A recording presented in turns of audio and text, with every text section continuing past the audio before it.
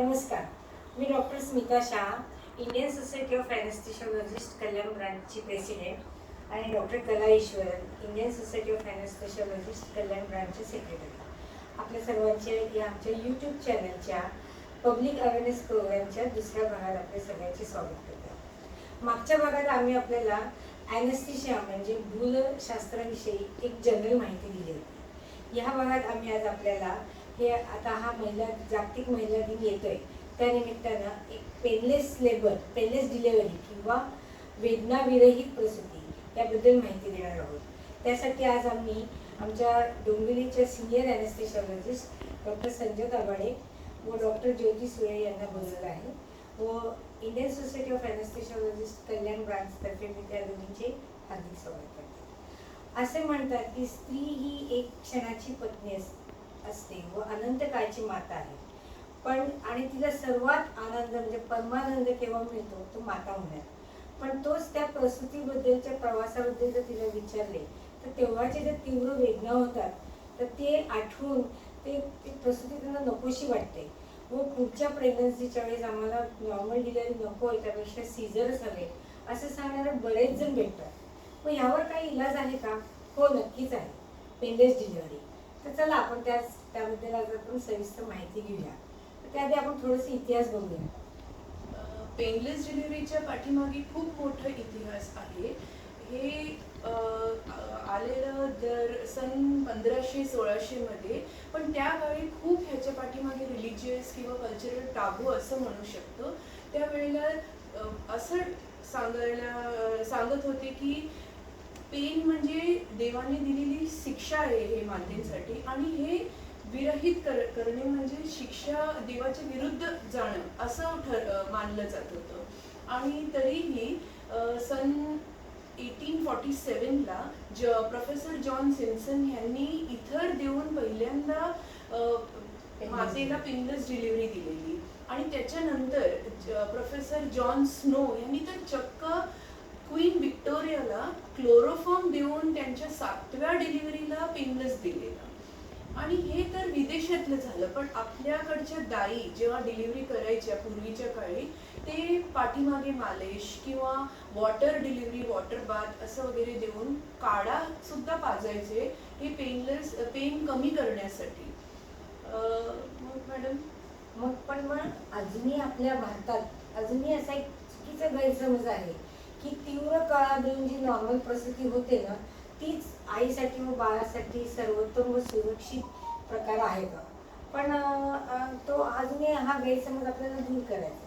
तर डॉक्टर ज्योती, ह्या ज्या प्रसूतीच्या वेदना होतात त्या कशामुळे होतात व पेनलेस डिलिव्हरी म्हणजे काय? ह्या ज्या प्रसूती वेदना आहेत हे नैसर्गिक क्रिया आहेत आणि बाळाला या बाहेरच्या जगात आणण्यासाठी त्याची गरज आहे. ज्या वेळेला प्रसूती वेदना सुरू होतात त्यावेळेला गर्भपिशवी आकुंचन म्हणजे कॉन्ट्रॅक्ट होऊ लागते आणि गर्भपिशवीचं तोंड जे आहे ते प्रसरण पावतं. आता काय होतं की आपल्या सेंट्रल नर्वस सिस्टीममधनं 2 प्रकारचे मज्जातंतूंचा सप्लाय असतो, ज्याला आपण नसांचा सप्लाय म्हणतो गर्भपिशवीला. तो एक मोटर आहे आणि सेन्सरी पाथवे. आता मोटर पाथवेमुळे त्या वेदना सुरू होतात आणि त्या ॲक्च्युअली जाणवू लागतात मातेला, कारण एक त्या सेन्सरी पाथवे हा त्याला रिस्पॉन्सिबल आहे. पण आपण पेनलेस डिलिव्हरीमध्ये काय करतो की ही जी नैसर्गिक क्रिया आहे प्रसूतीची ती अबाधित ठेवतो आणि जी पेन आहे किंवा सेन्सरी पाथवे आहे तो ॲनेस्थेशिया किंवा ॲनल्जेसिया देऊन ब्लॉक करतो. म्हणजे ह्याचा अर्थ पेनलेस डिलिव्हरीमध्ये नैसर्गिक प्रस्तुतीची प्रक्रिया जी आहे ती चालू असते, पण त्याच्या जे पेन होतात, कळांचे जे पेन होतात जे मेंदूकडे जाते त्याला खंडित केलं जातं. ओके, मग त्या ह्याला डॉक्टर संजू, ह्या वेदना तीव्र असतात का की आणि ह्याचे परिणाम आईवर किंवा बाळावर काय काय होऊ शकतं? आता जी आई किंवा माता ही जी आहे हे गर्भधारण करणं हे तिच्यासाठी वरदानच आहे. आणि तिच्या कुटुंबासाठी पण हा फार आनंदाचा क्षण असतो. पण आंतरराष्ट्रीय स्तरावर जर पाहिलं आणि ह्याची जर मोजमाप केली या वेदनांची, तर असं बघितलं जातं की प्रसूती काळातल्या ज्या वेदना असतात त्या अतिशय तीव्र असतात. आणि ह्याचं जर मोजमाप आपण जर केलं म्हणजे स्केलच्या द्वारे अगदी 0 ते 100 तर ह्या प्रसूतीच्या ज्या वेदना आहेत त्याची स्केल 100 मोजली जाते. म्हणजे आपण असं म्हटलं की एका वेळेला जरी 4 ते 5 हाडं जर एकदम मोडली आणि त्यामध्ये ज्या वेदना जाणवतात तेवढ्या तीव्र या प्रसूतीच्या वेदना असतात. तसंच हार्ट अटॅक आल्यावर ज्या छातीत कळा येतात त्या ज्या वेदना जेवढ्या तीव्र असतात तेवढ्याच ह्या प्रसूतीच्या वेदना तीव्र असतात.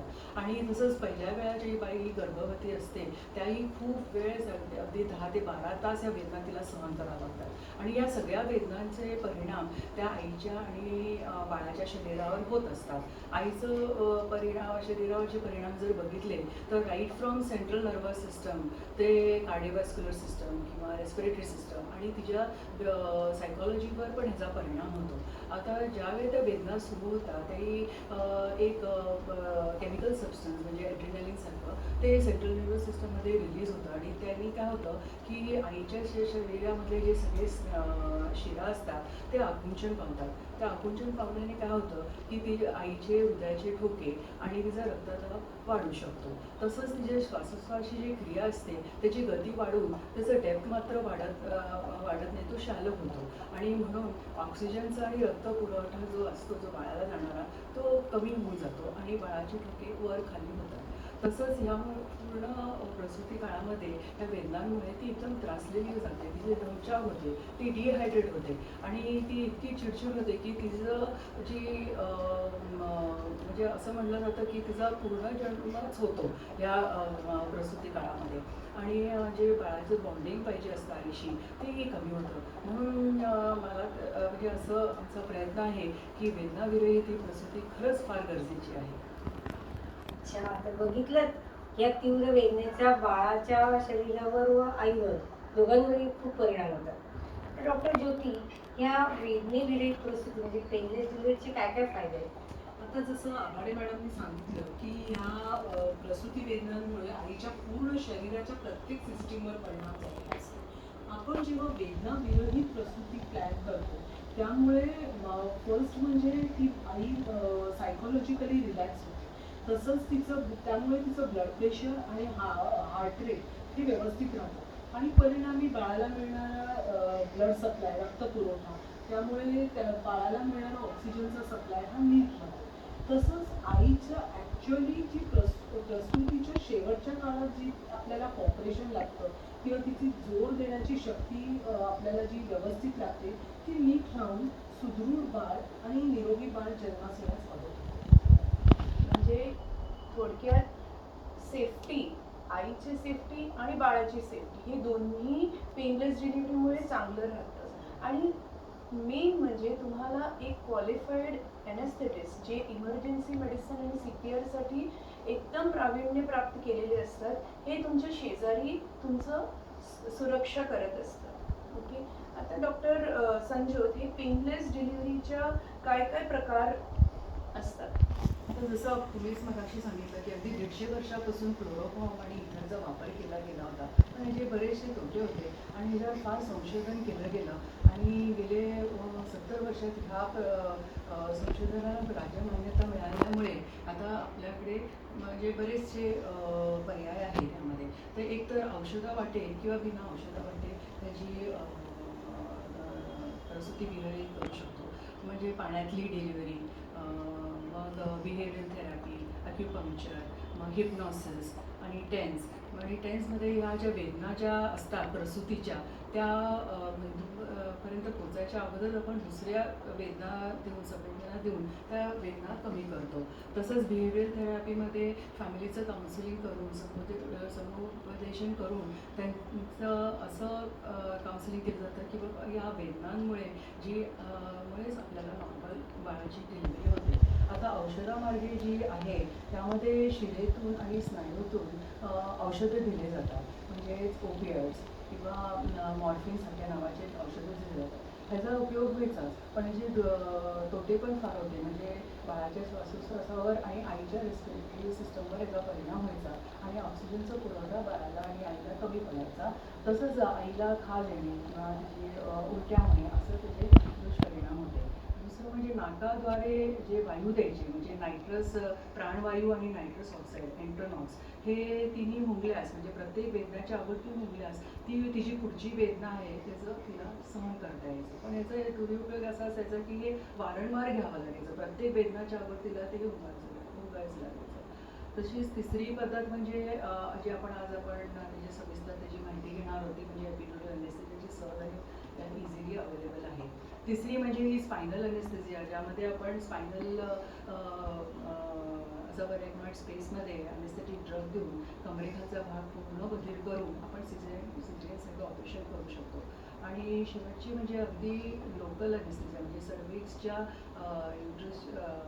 युट्रसच्या अगदी तोंडाशी म्हणजे गर्भाशयाच्या तोंडाशी हे लोकल अनेस्थेसिया देऊन तो भाग बधीर करून आपल्याला डिलिव्हरी करता येतो. असे ते इतके प्रकार आहेत. हे डॉक्टर संजोतनी एवढे सगळे प्रकार सांगितले, पण डॉक्टर ज्योती ह्याच्यातलं सर्वात उत्तम, उत्कृष्ट आणि सेफ आपल्या मातेसाठी कोणतं प्रकार? आपण जर सर्वोत्कृष्ट आणि सर्वात सेफ आईसाठी आणि बाळासाठी उपाय आहे आणि जगात प्रमाणित आणि जास्ती प्रमाणात सर्रास वापरला जाणारा म्हणजे एपिड्युरल अॅनेस्थेसिया किंवा पेनलेस डिलिव्हरी, ज्याच्याविषयी आज आपण डिस्कशन करतो. म्हणजे आयडियल पेनलेस डिलिव्हरी म्हणजे की जे आईला अजिबात पेन होणार नाही, ही नॉर्मल प्रसूतीची प्रक्रिया चालू राहील, जोर कमी होणार नाही, शिवाय सीझर आणि फोर्सेप डिलिव्हरीचं पण प्रमाण वाढणार नाही, आईला जास्तीत जास्त पेन रिलीफ मिळेल व सुदृढ बालक आपल्या हातात येईल. हो ना? तर डॉक्टर संजोत, ही जी प्रक्रिया आहे ते कोण देतं म्हणजे कुठल्या माता घेऊ शकतात आणि ते कोण देतं?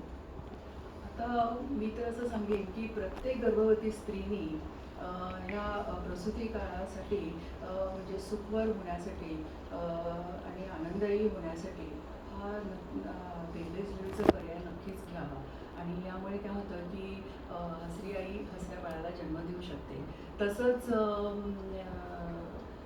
म्हणजे आम्ही भूलतज्ञ डॉक्टर असं म्हणतो की जर आमच्याकडे एवढे उपाय असले आहेत वेदना कमी करण्यासाठी तर तिने त्या मरणयात्रेतनं का जावं. आणि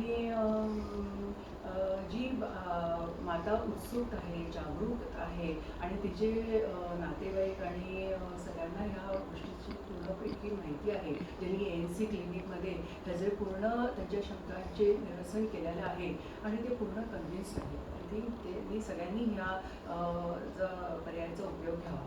आता हे कुणी द्यायचं त्यापेक्षा कुठे आणि कोणी द्यायचं, तर जे रुग्णालयामध्ये स्त्री रोग तज्ज्ञ डॉक्टर आहेत, बालरोग तज्ज्ञ डॉक्टर आहेत, आणखीन अनुभवी आणि टॅलेंटेड अनेस्थेसिओलॉजिस्ट आहेत, ज्या हॉस्पिटलमध्ये आधुनिक यंत्र आहेत ज्यांनी माता आणि बाळाचे आरोग्याचं मूल्यमापन करू शकतो. तसंच पुढे जर काही कारणाने जर तिला काही ऑपरेशनची गरज लागली सिझेरियनची ते तिथे करता आलं पाहिजे. आणि भूलतज्ञ डॉक्टरांचं कामच तर आहे की वेदना विरहित करणे. तर आणि एपिड्युरल जी प्रोसिजर आहे ही याला फार कौशल्य आणि प्रावीण्य लागतं आणि ते फक्त भूलतज्ञ डॉक्टरांकडे असतं. आणि मी तर म्हणेन की पेनलेस डिलिव्हरीसाठी भूलतज्ञ डॉक्टर हे त्यातले अविभाज्य घटक आहेत. अच्छा. डॉक्टर ज्योती, ही प्रक्रिया जी आहे ना ती केव्हा चालू करतात आणि ते कुठे देतात? ही प्रक्रिया चालू करतात ज्या वेळेला बाईला प्रसूती वेदना सुरू होते आणि ती हॉस्पिटलमध्ये ॲडमिट होते. एकदा प्रसूती वेदना सुरू होऊन हॉस्पिटलमध्ये स्त्री ॲडमिट झाली की स्त्री रोगतज्ञ प्रसूती वेदना नक्की झाल्या आहेत की नाही हे बघतात. त्यावेळेला गर्भाशयाचं पिशवीचं तोंड किती उघडलं आहे, मातेचे हार्ट रेट, ब्लड प्रेशर, तसंच बाळाचे हृदयाचे ठोके या सगळ्यांची तपासणी केली जाते. ब्लड रिपोर्ट्स बघितले जातात आणि त्या गर्भार स्त्रीचं संमतीपत्र घेतल्यानंतर ॲनेस्थेशिओलॉजिस्टना बोलवलं जातं. आणि ही जी प्रोसिजर आहे ती अत्यंत स्पेशलाइज आहे. ॲनेस्थेशिओलॉजिस्ट ही प्रोसिजर एका निर्जंतुक रूममध्ये करा जिथे सगळ्या सुविधा अवेलेबल असतात? म्हणजे तुम्ही तुमच्या ऑब्स्टेटिशियनशी बोला आणि पिडियाट्रिशियन अवेलेबिलिटी बघा, आणि हे घरी वगैरे काय देता येणार नाही. त्याच्यासाठी हॉस्पिटलचं परिसर पाहिजे, ऑपरेशन थिएटर असलं पाहिजे, निर्जंतुकरण केलेले रूम पाहिजे, आणि मेन म्हणजे ॲनेस्थेटिस्ट हे जे तुम्हाला पेनलेस डिलिव्हरी देणार हे अवेलेबल पाहिजे. आता डॉक्टर संजू त्याच्यासाठी संमतीपत्र वेगळं आहे की रुटीन नॉर्मलच पाहिजे? एपिड्युरल अनालिसिस ही एक प्रोसिजर आहे आणि ह्याची पूर्वतयारी असते. त्याचे काही फायदे आहेत, काही काही छोटे छोटे तोटे आहेत आणि अगदी मिनिमल रिस्क आहे. आणि ह्याचे सगळ्याच निरसन आणि शक्य वैज्ञानिक पद्धतीने आपण गर्भधारण स्त्रीची आणि तिच्या नातेवाईकांची केलेली असते. त्यामुळे आपल्याला हे एक व्यवस्थित एक इन्फॉर्म्ड कन्सेंट ही घ्यावं असं. आणि थोडक्यात तुम्ही आपल्या प्रेक्षकांना याची माहिती देऊ शकता की कसं देतात तुम्ही हे?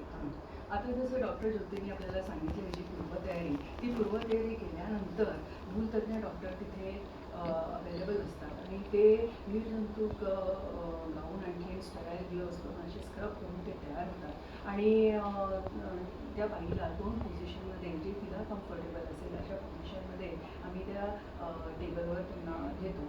आणि एक तर जी सगळ्यात कम्फर्टेबल पोझिशन आहे ती म्हणजे एका कुशीवर झोपणे. आणि काय होतं की तिच्या गर्भाच्या एका बाजूला असल्यामुळे तिच्या मातेच्या ज्या मुख्य वाहिन्या असतात रक्तवाहिन्या त्याच्यावर प्रेशर न आल्यामुळे बाळाचे ठोके व्यवस्थित राहतात.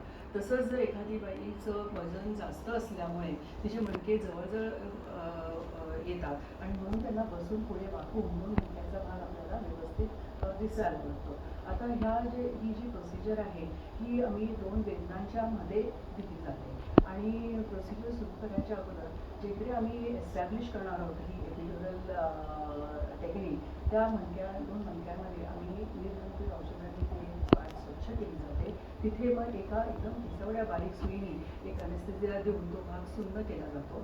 ते सुन्न झालेल्या भागेमध्ये मग एपिड्युरल एक नीडल टाकली जाते आणि ती नीडल एपिड्युरल स्पेसमध्ये जाते. आता एपिड्युरल स्पेस म्हणजे काय, तर कणाच्या भोवती एक आवरण असतं आणि ते ड्युऱ्याच्या अलीकडचं आवरण असतं, त्याला एपिड्युरल स्पेस असं म्हणतात. आणि ड्युऱ्याच्या पलीकडे जे असतं त्याला आपण सबएरेक्नॉइड स्पेस म्हणतो, जिकडे आपल्याला सिझेरियनसाठी अनेस्थेसिया दिला जातो. आता या एपिड्युरल स्पेसमध्ये ही नीडल घातल्यानंतर त्या नीडलमधनं एक नळी ओढली जाते आणि थ्रेड केली जाते आणि ती त्या एपिड्युरल स्पेसमध्ये 3.5 to 5 सेंटीमीटरपर्यंत ती कॅथेटर आम्ही तिथे ठेवतो आणि मग हळूवारपणे ती आमची एपिड्युरल नीडल आम्ही काढून घेतो. आणि ही जी कॅथेटर आहे ती पाठीवर मग सेक्युअर केली जाते, चिटकवली जाते. जेणेकरून ती आई व्यवस्थित एका कुशीवर किंवा बसू शकते किंवा आधाराने ती चालू शकते आणि नातेवाईकांशी बोलू शकते, खाऊ पिऊ शकते, ह्याचा आनंद ती घेऊ शकते. आता हे एपिड्युरल कॅथेटर जे आम्ही चिटकवलेले आहे तर जशा जशा तिला वेदना येतील तसं तसं ते भूलतज्ञ डॉक्टरच त्या औषधं देतात. ते पूर्ण वेळ तिथेच अवेलेबल असतात आणि ते आईचं आणि बाळाचं आरोग्याचं मूल्यमापन मॉनिटरद्वारे तिच्या रक्तदाब आणि हृदयाचे ठोक्याद्वारे ते करत असतात. तसंच बाळाचे पण हृदयाचे ठोके करत असतात. आता हे जे औषधं आहे त्यात आम्ही लोकल अनेस्थेटिक म्हणजे रोपिवेकेन किंवा बुप्रोपिन अशी औषधं वापरतो किंवा कधी कधी नार्कोटिक्सचा पण उपयोग केला जातो. आणि या 2 प्रकारे केले जातात, म्हणजे जसे जशी पेशंट मागेल त्यावेळेस किंवा मग एक सलग पद्धतीने ज्याला मी इन्फ्युजन पंप असाही लावला जातो. आणि दुसरी गोष्ट म्हणजे की हे औषधं फक्त भूलतज्ञ डॉक्टरच देऊ शकतात, की प्रत्येक स्त्रीची संवेदनाशक्ती ही वेगळी असते तिच्या वजनाप्रमाणे किंवा जसे डोस आपल्याला ॲडजस्ट करतात. ह्या तरीकेने ती आपल्याला एस्टॅब्लिश करतात. अच्छा, म्हणजे बघितलं ॲक्च्युली वाटते तेवढं अवघड नाही आहे. फक्त पाठीतनं एक छोटीशी सुई, त्याच्यातनं औषध देणार आणि तुम्ही वेदनेपासून तुम्हाला मुक्ती मिळणार. पण डॉक्टर ज्योती असं काही आहे का की कुठले स्पेसिफिक माता हे घेऊ शकत नाही, ज्याला आम्ही असं कॉन्ट्राइंडिकेशन म्हणतो? हो, नक्कीच याला कॉन्ट्राइंडिकेशन आहे. पहिलं म्हणजे मातेच्या मणक्याचे दोष किंवा काही आजार, नंतर लोकली मणक्याच्या बाजूला असलेलं म्हणजे त्या त्वचेचं इन्फेक्शन, नंतर आपण ज्याला मेडिकल टर्मिनॉलॉजीमध्ये ब्लड कोॲग्युलोपॅथी म्हणतो, म्हणजे अगदी रक्त गोठण्याचे काही आजार, तसंच ॲनेस्थेशियाच्या औषधांची ॲलर्जी असेल, हे नोन असेल त्या मातेच्या बाबतीत, किंवा जर स्त्रीरोगतज्ञांनी ऑलरेडी जर सांगितलं असेल की तुम्हाला सीझरच लागणार आहे, तर आपण हे टाळतो. पण ज्योती, हे आता पेनलेस डिलिव्हरी दिली तर मातेला काहीही पेन नाही, मस्त ती पडून राहणार आणि बाळ बाहेर येणार आणि बाळाला पण काही दुष्परिणाम नाही, असं होतं का? ॲक्च्युली हे जे पेन रिलीफ आहे हे 75 ते 80% असतो. आणि कसं आहे, कारण आपल्याला पेन विरहित होतात, पण पूर्ण 100% आपण घालू शकत नाही, कारण आपल्याला ही जी नॉर्मल प्रोसेस ऑफ लेबर आहे ही चालू ठेवायची असते. आणि बाळावर तर दुष्परिणाम नक्कीच नाही आहेत, कारण जसं मॅडमने आधी एक्सप्लेन केलं आपल्याला. अच्छा. डॉक्टर संगीत, मला असं विचारायचं होतं की ही जी प्रक्रिया आहे ना, ती आपण किती वेळ करून देऊ शकतो? कारण हे जे एपिड्युरल अनेस्थेसिया एकदा आपण एस्टॅब्लिश केल्यावर म्हणजे आपण जे ते टाकतो पाठीच्या मध्ये, तर हा किती वेळी मेंटेन करू शकतो. म्हणजे अगदी 1 तासात तिची डिलिव्हरी झाली तर 1 तासात, किंवा जर जास्त तास लागले म्हणजे 4 ते 5 तास तोपर्यंत आपण करू शकतो. आणि तसंच जर त्या बाईला काही कारणामुळे जर सिझेरियनला घ्यावं लागलं तर औषधाचं प्रमाण वाढवून त्याच नळीतून तिला अनेस्थेसिया दिला जातो. तसंच इतर काही कारणांमुळे जर काही कॉम्प्लिकेशन झाले, म्हणजे तिथे रक्तस्राव वाढला किंवा त्याला हिमॅटोमा म्हणतात, त्या रक्ताची गाठ झाली, किंवा काही सुचरी एक्सटेंड झाले, किंवा जर काही आउटलेट म्हणजे असिस्टेड लेबर जर लागलं, फोर्सेस किंवा व्हॅक्यूम, तर ह्याकरता सुद्धा हा अनेस्थेसियाचा वापर केला जातो. आणि इवन सिझेरियनसाठी जरी आपण हा वापरतो तरी अगदी 12 तास आणि 72 तासपर्यंत त्या पेशंटला आपल्याला अनेस्थेसिया कंटिन्यू करता येतो तिच्या ऑपरेशननंतर. तर याचे खरंच खूप वेळ आपल्याला छानपैकी मेंटेन करता येतो. अच्छा. आणि ह्याच्या म्हणजे हे जे एपिड्युरल अनेस्थेशिया आहे किंवा स्पायनल अनेस्थेशिया आहे, त्याच्याबद्दल एक फार मोठी गैरसमज आहे, मीच म्हणतो, की त्याच्यानंतर पाठदुखीचा त्रास होतो, किंवा ह्या ज्या पेनलेस डिलिव्हरी आहे त्याच्यामुळे थोडंसं जोर कमी होऊन सीझरचे प्रमाण किंवा फोर्सेसचे डिलिव्हरीचे प्रमाण वाढते, असे काय आहे का? हो, म्हणजे आता तुम्ही असं तर खरं नाही आहे, पण 90% बायका आपल्या भारतीय ज्या भारतात आहेत ते तर हेच म्हणतात की मला पाठीत सुई दिली आणि मला ते त्या दिवसापासून प्रचंड पाठदुखी सुरू झाली. अगदी ह्या शब्दातच ते असंच ते डिस्क्रिप्शन करतात. तर असं काही नाही आहे. अभयसांगती असं सिद्ध झालेलं आहे की पाठदुखी आणि एपिड्युरलचा काहीही संबंध नाही. किंवा ऑर्थोपेडिक सर्जन्स हे दीर्घकालीन पाठदुखीसाठी म्हणजे क्रॉनिक बॅक पेनसाठी एपिड्युरलचाच मागे उपचार करून त्याची ट्रीटमेंट करतात. तर खरं सांगायचं म्हटलं तर बाळंतपणाच्या वेळेला गर्भाशय पिशवी ही ताणली जाते, तिचे पाठीचे स्नायू ताणले जातात बाळाच्या वजनांमुळे, आणि म्हणून तिचे पाठीतले सगळे स्नायू ते शीतल होतात आणि तिला पाठदुखी सुरू होते. जर तिने ANC मध्ये म्हणजे अँटीनेटल केअर म्हणजे प्रेग्नन्सीच्या डिलिव्हरीच्या अगोदर आणि पोस्ट नेटल केअर म्हणजे प्रेग्नन्सीच्या नंतर जर तिने आहाराकडे नीट लक्ष दिलं, आराम घेतला, प्रॉपर त्याचे अँटीनेटल एक्सरसाइज जर केले आणि कॅल्शियम प्रॉपरली घेतले तर हे पाठदुखी होणार नाही. कारण की कॅल्शियम हे बाळाला मातेकडनंच मिळतं ANCच्या मध्ये सुद्धा. आणि लॅक्टेशन जे ती स्तनपान बाळाला करत असते, पाजत असते, त्यावेळेस पण आईच्या कडनंच ते कॅल्शियम जातं. त्यामुळे कॅल्शियमचं हे घ्यायचं. ते अशा काही जर तुम्ही काळजी घेतल्या तर हे पाठदुखी होणार नाही. तसंच आता सिझेरियनला लागणारा जो अनेस्थेसिया आहे त्याला आपण स्पायनल अनेस्थेसिया म्हणतो. त्यामुळे पूर्ण खालच्या वेदना कमी होऊन आपण ऑपरेशन करतो. आणि जे आपण एपिड्युरल पेनलेस डिलिव्हरीसाठी जो आपण कॅथेटर घालतो आणि ज्या वेदना कमी करतो, तर सगळ्या नातेवाईकांचं आणखीन पेशंटचं हेच गैरसमज असतं की आता मला वेदना कळणारच नाही, मग मी जोर देणारच नाही, म्हणजे माझं सिझरच होणार. तर असं नाही आहे. तर आम्ही जे भूलतज्ञ डॉक्टर आणि स्त्रीरोग तज्ज्ञ डॉक्टर तिथे जे उपस्थित असतात ते आम्ही त्यांचं चांगलं त्यांच्या शंकेचं ह्याचं निरसन करून त्यांना हे सांगत असतो की जेही तुझी कळ येते तुझ्या पाठीमध्ये थोडंसं असं ताण जाणवेल, त्यावेळेला तुला समजेल की ही कळ आलेली आहे. तसंच गर्भाशयाचं आकुंचन झाल्यामुळे पोट कडक होतं, त्यामुळे तिला पोटावर हात ठेवून आम्ही शिकवतो की ह्याला म्हणतात कॉन्ट्रॅक्शन. आणि हे वेदना विरहित केल्यामुळे आई दमत नाही आणि छानपैकी ती जोर देते आणि सुदृढ बाळाला जन्म देऊ शकते. पण काही कारणामुळे म्हणजे आपण जे सिझेरियनचं प्रमाण म्हणतो, कारण म्हणतो, तर त्यामुळे काय होतं की बर्थ कॅनाल जो असतो त्याचं आणखीन बाळाच्या बाहेरचं जे सर्कम्फरन्स असतं त्यामध्ये तफावत होते आणि म्हणून ते सिझेरियनला जातात. पण असे बघितलं की निरनिराळे पेशंट असतं ज्यामध्ये त्यांचा कॉम्प्लायन्स खूप छान असतो, पण काही काही वेळेला ते कमी पडल्यामुळे, ते जोर न दिल्यामुळे कधी कधी आम्हाला फोर्सेप्स किंवा व्हॅक्यूमची गरज लागते. पण हे काही मॅन्डेटरी असं नाही. म्हणजे थोडक्यात पेनलेस डिलिव्हरी हे दर एक मातेचं हक्क आहे. तुम्ही तुमच्या ऑब्स्टेटिशियन किंवा गायनेकोलॉजिस्टशी बोला, त्यांच्या ANC क्लिनिकमध्ये भेट साधा आणि पेनलेस डिलिव्हरीबद्दल सगळे विचारपूस करा आणि भेटा तुमच्या ॲनेस्थेटिस्टला जे तुम्हाला पेनलेस डिलिव्हरी देणार. आणि त्या वेळेला सगळे डाऊट्स क्लिअर करा. तुमच्या घरातले सगळे थोर मंडळी म्हणजे आई, वडील किंवा सासू, सासरे आणि नक्की तुमच्या नवऱ्याला घेऊन जा आणि सगळ्यांचे डाऊट्स तुमच्या ॲनेस्थेटिस्ट समोर बोलून क्लिअर करा. पेनलेस नंतर तुम्ही खूप इझिली वावरू शकता आणि पेन अजिबात नसते डिलिव्हरीचं पण, आणि त्यामुळे तुमची बॉन्डिंग बाळाबरोबर एकदम चांगलं असतं आणि तुम्ही फास्ट ब्रेस्ट फिडिंग पण करू शकता. आता हा प्रवास प्रेग्नन्सीच्या आणि लेबरचा तुम्ही ठरवा, तुम्हाला कसं करायचं आहे. रखडत किंवा त्रास घेऊन करायचं आहे की तज्ज्ञाच्या सहाय्याने, भूलतज्ज्ञाच्या सहाय्याने ते आनंदमयी, सुखदायक आणि सुरक्षित बाळ पाहिजे डिलिव्हरी नंतर, हे तुम्ही ठरवायचं आहे. सगळ्या डॉक्टरांचं हे एकदम स्वप्न आहे की सुदृढ आई आणि बाळ हे दोन्ही एकदम व्यवस्थित सुरक्षित असलं पाहिजे. हे आमचं प्रयास नेहमीच असतं की दोघांना सेफ ठेवायचं. ओके. पण त्याच्याबरोबर ना तुमचं सहकार्य आम्हाला हवं. हो. त्याच्याशिवाय हे होणार नाही. हा, आणि तुम्ही त्याची विचारपूस करा, गुगलमध्ये पण वाचा, तुम्हाला पूर्णपणे ज्ञान घेऊन तुमच्या ऑब्स्टेटिशियन आणि गायनेकॉलॉजिस्टला नक्की भेट साधा ह्याच्याबद्दल.